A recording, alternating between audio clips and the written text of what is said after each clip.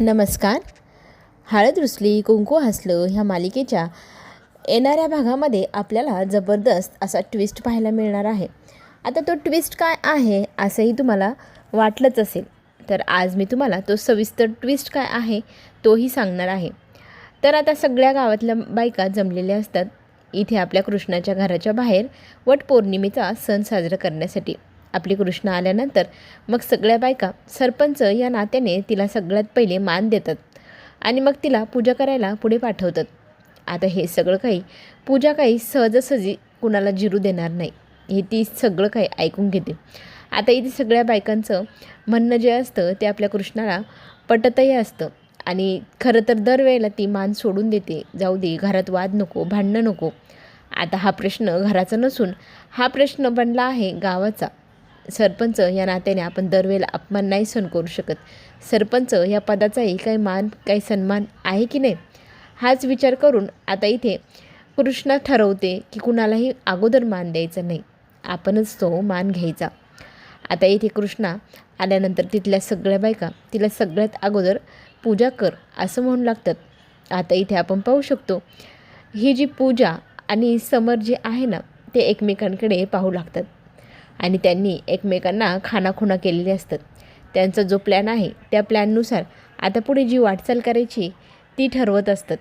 इथे सगळ्यांची जी इच्छा असते ना कृष्णाला की अगोदर तू पूजा करावी, ती पूर्ण करण्यासाठी ती जात असतानाच आपण इकडे काय पाहतोय, आता खानाखुणा झाल्यानंतर पूजा कृष्णाच्या पुढे जाऊन उभी 2 पावलं राहते आणि मग म्हणू लागते, चला चला आपण ही पूजा करून घेऊया. आणि पूजा करण्यासाठी ती सगळ्यांच्या पुढे 2 पावलं, त्यातली त्यात ती नवऱ्याला लगेच म्हणू लागते, आहो तो धागा द्या हो. लगेच एकदाच्या फेऱ्या मारून घेते 7. सगळेजण तिच्याकडेच पाहत असतात. पूजेची सुरुवात अशी थोडी करायची असते, माहिती तर काहीच नाही. मग इथे आपली कृष्ण सांगते, आपल्या गावातल्या सगळ्या मंडळींनी मिळून ठरवलेलं आहे की एकाच धाग्यातने सगळ्यांनी 7 फेरी मारायची. तर तो धागा मी का घ्यायचा असंही पूजाचं म्हणणं असतं. पूजाने तो धागा फेकून दिलेला असतो. गावच्या मंडळींनी इतक्या प्रेमाने जो धागा दिला, जे पूजेचं हे साहित्य दिलं, त्या सगळ्याचा अपमान इथे पूजा करताना आपल्याला पाहायला मिळते. कृष्णाचा मात्र संताप होतो. कृष्णा बऱ्या बोल्याने तिला समजावून सांगण्याचा प्रयत्न करते. माजोर्डी ही आपल्याला पाहायला मिळेल हिचा माज दाखवते. दरवेळीप्रमाणे इथेही कृष्णाचा अपमान करताना आपल्याला इथे पूजा दिसणार. आता मात्र कृष्णा तिला आता सांगू लागली आहे, तू सगळ्यांसमोर दरवेळेला असा ओरमटपणा करते. सरपंच ह्या पदाचा माझा जो काही मान आहे तो गावाने जो दिला आहे त्या सगळ्या गोष्टींचा तू दरवेळेला अपमानच करत असते. पूजा मात्र म्हणत असते उर्मटपणे की मी कुणाचे ऐकत नसते आणि तुझं तर अजिबातच ऐकणार नाही. आणि तुझं जी सरपंचगिरी ना ती तुझ्याजवळ ठेवायची, नाही तर गेली उडत सरपंचगिरी. असं म्हटल्यानंतर सरपंचगिरी काहीही बोलण्याचा अधिकार पूजा तुला नाहीच असं म्हणत चांगलेच तिचे डोळे उघडण्यासाठी आपल्या कृष्णाने तिच्या कानाखाली वाजवलेली असते. आता इथे आपण पाहत आहोत खरी जी सुरुवात झालेली होती ना ती स्टोरी म्हणजे अशी होती की ज्या वेळेला गावासमोर ही कृष्णा पूजाची मानकरी होऊन पूजा करण्यासाठी पुढे जाणार, त्यावेळेला इथे एक यांनी ना बॉम्ब प्लॅन्ट केला आहे आणि त्या बॉम्बला अशा ठिकाणी ठेवले जिथे आपले कृष्णा पाय ठेवेल तिथेच बूम. आणि त्याच्यानंतर कृष्णाला खूप मोठी जखम होणार पाहायला आणि रक्तबंबाळ झालेली कृष्णा सगळ्यांसमोर असणार.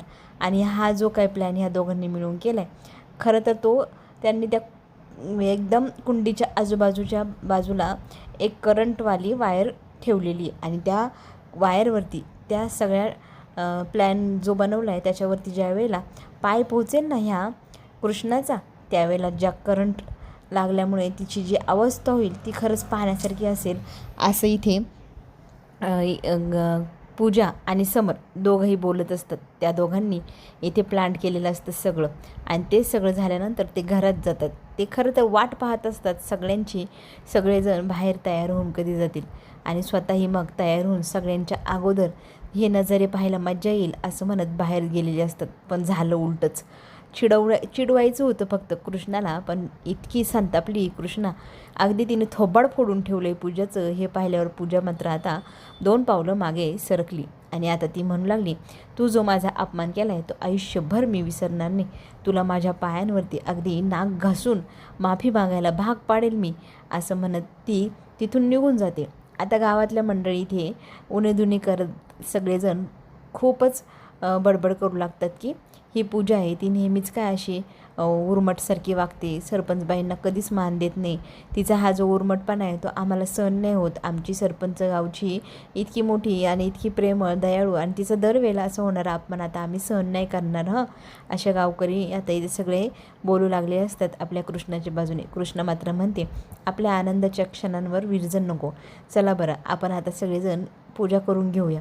आणि मग पूजेची सुरुवात आपली कृष्णा करते. सगळ्यात अगोदर पूजा ती करते आणि छान प्रकारे पूजा झाल्यानंतर मग ती आरती वगैरे करते.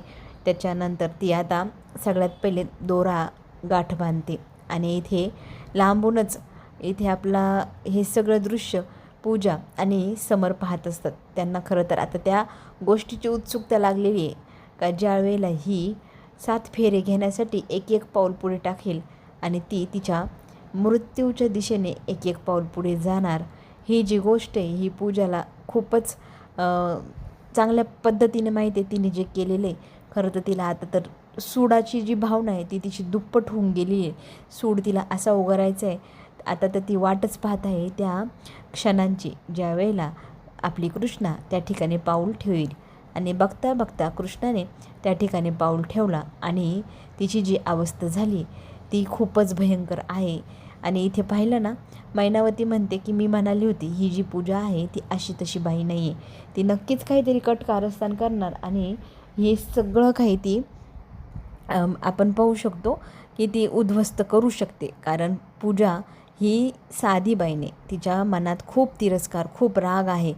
आणि हा जो राग, हा जो तिरस्कार आहे ते इतक्या घाणेरड्या पद्धतीने काढलेला आहे. आपल्या कृष्णाचा जीव ह्या सगळ्यातनं वाचेल का, हे सगळं काही पाहण्यासाठी आपण पुन्हा भेटूया. तोपर्यंत घेऊ छोटीशी विश्रांती. धन्यवाद.